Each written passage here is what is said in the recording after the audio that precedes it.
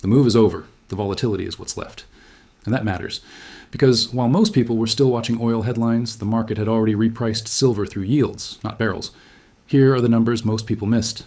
Over the last 72 hours, silver surged roughly plus 8.7%, lifting from the low $72.73 area to trade above $79, with intraday spikes pushing even higher.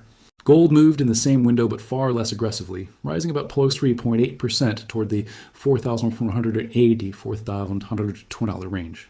That spread matters.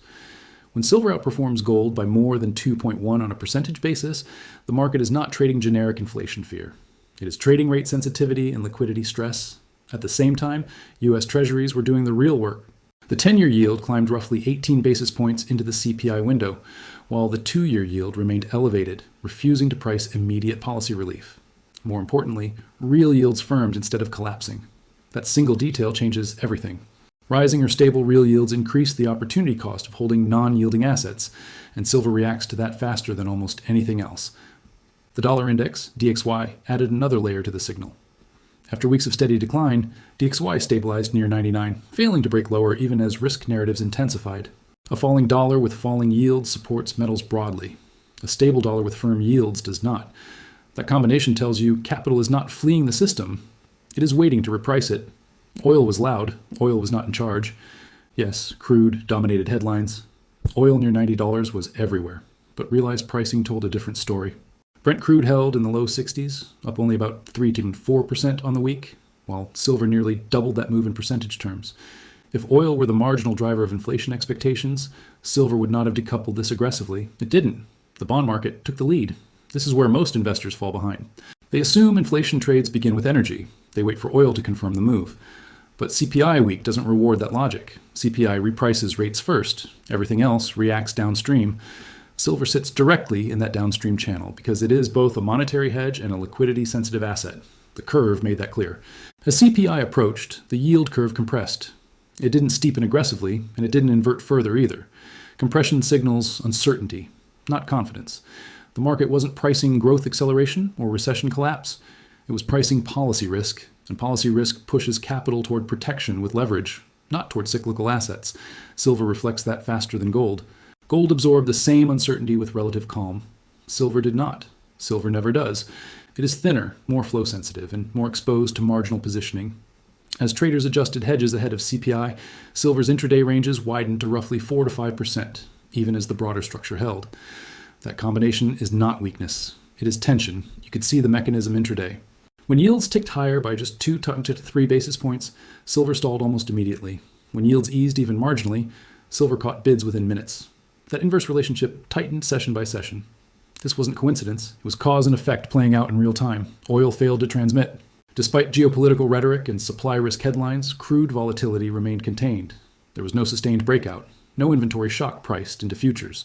Energy contributed background pressure, but it did not set direction. The market priced inflation risk through rates, not barrels. Then came the pause. Right before CPI, liquidity thinned across markets. Volumes dropped. Yields compressed into a narrow band. The dollar stopped moving. Risk assets hesitated. This kind of silence is not indecision. It is preparation. Markets go quiet before data only when the outcome will force repricing, not confirmation. Silver mirrored that behavior perfectly. Price action turned to choppy, not directional. Short-term traders attempted to front-run the number. Longer-term participants stepped aside.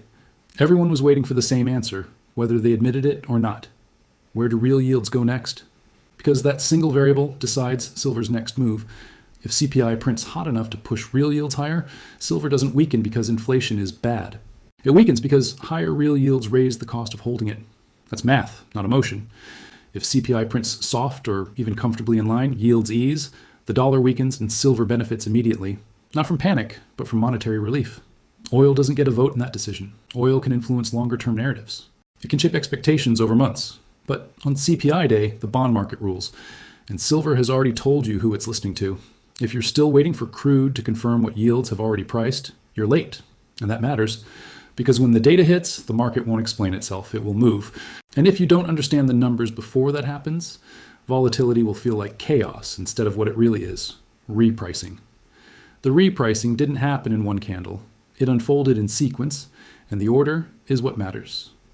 3 sessions before CPI, the first signal came from rates. The US 10-year yield pushed higher by roughly 6 basis points on the day, moving from the low 4.0% area toward 4.06%. That move didn't make headlines, it didn't scare anyone, but it mattered because it happened without a corresponding surge in growth assets. Equities stalled, credit spreads didn't tighten, this wasn't optimism, it was recalibration. Silver reacted immediately. Spot prices lifted about 1.9% on the session, moving faster than gold, which gained just under 0.8%. That relative move is the tell. When silver leads gold on a quiet rates move, the market is positioning for policy sensitivity, not commodity demand. Oil moved that day too, but only marginally. Brent added less than 0.1%, holding inside the same range it had respected for days. No breakout, no follow-through. Energy was present, but it wasn't leading anything. 2 sessions before CPI, the tension increased. Treasury yields extended their grind higher. The 10-year added another 5 basis points, while the 2-year yield stayed pinned, refusing to price aggressive easing. That combination compressed the curve further. Compression is uncomfortable. It means the market is unsure which direction policy error lies, too tight or too loose, and that uncertainty shows up first in rate-sensitive assets. The dollar index stopped falling entirely. After weeks of steady downside, DXY stabilized around 99, closing nearly flat on the session. That stabilization mattered more than a rally would have. A flat dollar with rising yields tightens financial conditions at the margin. Silver felt it. Intraday ranges widened to nearly 3.5%. Even though the net close was modest, you could see buyers step in on dips and sellers lean into strength, creating fast reversals. That kind of price action doesn't happen in calm markets. It happens when positioning is shifting under the surface. Gold moved higher again, but more slowly, roughly 1.1% on the day. The gap between gold and silver widened. By the end of that session, silver had gained nearly 4.5% over 2 days, while gold was up closer to plus 2%. The market was reaching for torque. Oil still didn't confirm anything. Brent finished the session barely changed, holding near the 62 to 63 area. The absence of follow-through told you energy wasn't the driver of inflation expectations at that moment. Rates were. The session immediately preceding CPI is where behavior changed. Liquidity thinned across markets. Volumes dropped in equities and futures. The 10-year yield compressed into a narrow intraday band, moving less than 2 basis points peak to trough. The dollar barely moved. This is classic pre-data posture. The market stops expressing opinion and starts waiting for instruction. Silver reflected that perfectly. Despite the strong gains earlier in the week, silver did not break down. It didn't extend meaningfully either. Instead, it churned inside a tight range, with intraday swings still approaching 4%, but without directional commitment. That combination, high intraday volatility, low net progress, is a signature of uncertainty around real yields. Gold held steady, hovering near the upper end of its recent range, up roughly plus or 3.5 to or 3.9% on the week at that point. The gold to silver ratio compressed into the mid to high 50s, reflecting silver's outperformance. That ratio move is not cosmetic. It tells you the market is shifting from pure safety toward leveraged protection. Oil entered that session with headlines intensifying, but prices didn't follow. Brent remained range-bound, up only about plus 3 to 4% on the week. If energy were driving inflation fear, this would have been the moment for acceleration. It didn't happen. That absence is information. By the time CPI day arrived, the scoreboard was clear. Over the previous 3 sessions, silver plus 9%, gold plus 3 to 4%, Brent crude more 3 to 4%, 10-year Treasury yield 15 to 18 basis points, dollar index flat near 99. Those numbers don't describe an oil-led inflation panic. They describe a rates-led repricing. And this is where the mistake gets expensive.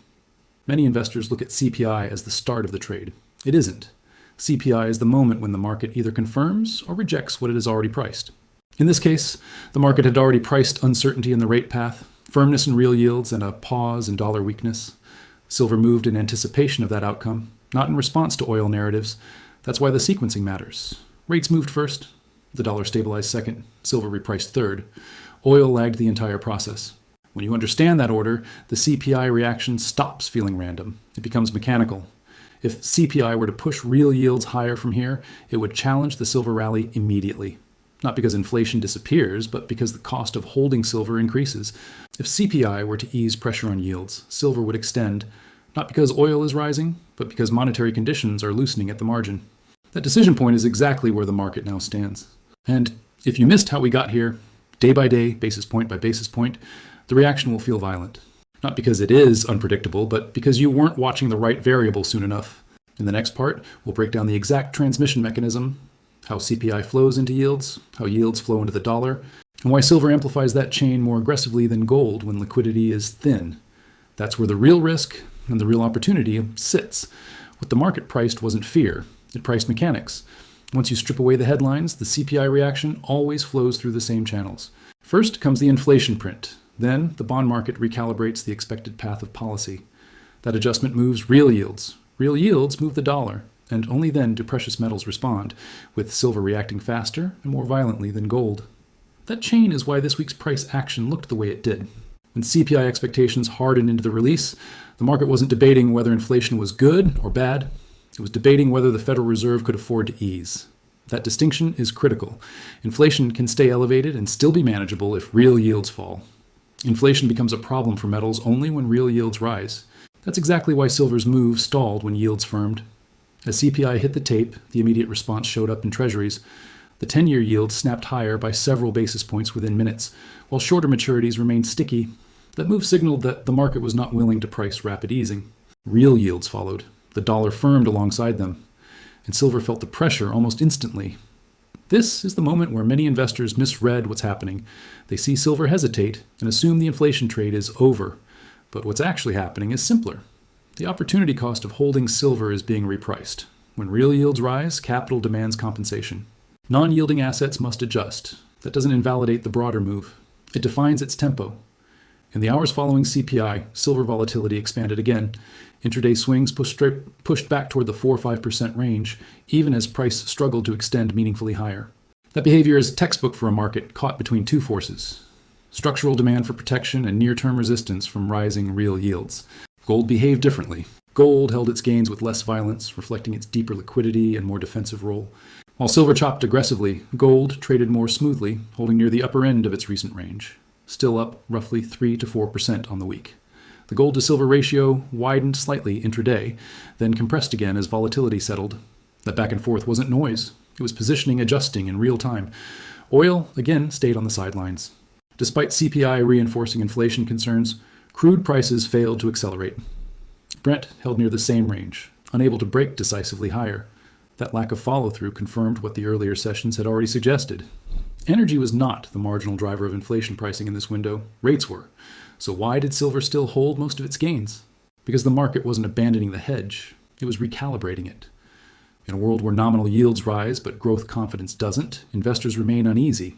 They don't rush back into risk. They reduce exposure at the margins and keep protection on the books. Silver sits at the center of that behavior because it offers torque when conditions loosen and protection when they don T. That dual role is exactly what creates violent price action. Silver is pulled in two directions at once. Rising real yields push against it. Macro uncertainty pulls it back in. The result isn't a clean trend, it's volatility, and volatility is information. When silver volatility expands without a full retracement of the move, it tells you demand hasn't disappeared. It's being negotiated. Buyers and sellers are arguing over price, not abandoning the asset entirely. That's a very different signal from a breakdown. This negotiation phase is where short-term traders get shaken out. Fast reversals, failed breakouts, sharp pullbacks. All of it creates the illusion that the move was wrong. But structurally, nothing has changed unless yields continue to rise and stay there. As long as real yields oscillate rather than trend, silver remains trapped in this high-energy zone. That's the short-term picture. Over the next 1 to 4 weeks, silver ES direction will be decided less by CPI itself and more by how yields behave after the data. If subsequent releases reinforce higher real yields through strong growth from labor data or hawkish policy language, silver will struggle to extend and may retrace part of the move. Not because inflation vanishes, but because the cost of holding silver remains elevated. If, however, yields fail to hold their post-CPI gains, if they roll over as the market reassesses growth and policy constraints, silver ES volatility resolves to the upside. That's when the earlier repricing looks less like a spike and more like a base. Oil still won't decide that outcome. Energy can influence longer-term inflation narratives, but silver's next move hinges on financial conditions, not fuel costs. Watch real yields, watch the dollar, watch how quickly dips in silver get bought. Those reactions will tell you more than any headline ever will. If you came into CPI week expecting a clean answer, you missed the point. CPI didn't end the trade. It exposed the tension inside it. And that tension is exactly what creates opportunity and risk in the weeks ahead. In the final part, we'll zoom out to the medium-term risks, including geopolitical stress and debt dynamics, and then tie everything together into a clear takeaway for US and global investors. Because if you're still focused on oil, you're not early. You're not even on time. The bigger risk isn't CPI itself, it's what CPI feeds into. Once the market digests the number, attention shifts quickly to the second order effects: debt, policy credibility, and geopolitical stress. That's where medium-term risk builds and where silver's role becomes more complex than a simple inflation hedge. Start with debt. US interest expense is already at record levels. With nominal yields elevated and real yields refusing to collapse, every basis point matters more than it did even a year ago. When a system carries this much debt, it becomes rate sensitive in a non-linear way. Small changes in yields create outsized pressure on fiscal math. Markets understand this, even when policymakers avoid saying it out loud. That's why CPI doesn't need to be hot to be destabilizing. It only needs to delay relief. As long as the market believes policy will stay restrictive longer than expected, real yields remain a headwind for silver in the short term, but a support in the medium term. That sounds contradictory, but it isn't. Rising real yields pressure silver mechanically, yet they also expose the fragility of a debt-heavy system. That fragility fuels demand for protection.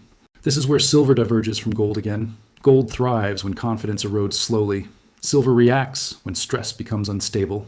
It doesn't wait for consensus. It moves when liquidity thins and positioning becomes crowded. That's why silver's rallies are violent and its pullbacks unsettling. It's not built for comfort. It's built for stress. Now layer geopolitics on top.